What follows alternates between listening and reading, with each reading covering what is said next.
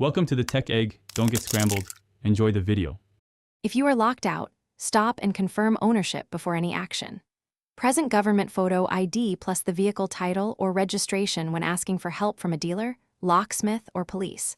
Licensed locksmiths and dealers will ask for proof and can usually open the vehicle without damage. Expect fees around $5.50 for a locksmith and $50.50 through a dealer.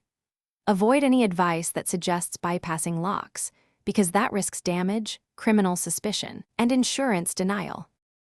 Call your Chrysler dealer with the VIN, which appears on registration, insurance, or the lower driver side windshield.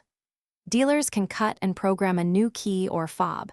Expect a service cost typically between $50 and $50 and an on-site wait time of 30 to 90 minutes depending on key complexity. Be ready to present proof of ownership, photo ID, and a payment card. The dealer will record your VIN and ownership to legally authorize key replacement and programming to your vehicle. If you carry roadside assistance or insurance with lockout coverage, call them first.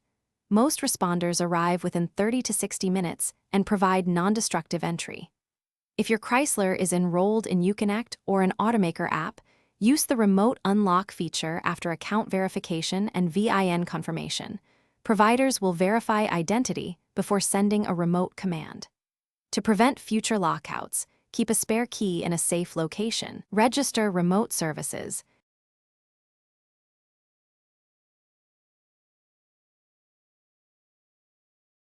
Thanks for watching. Consider subscribing if I helped unscramble your problems.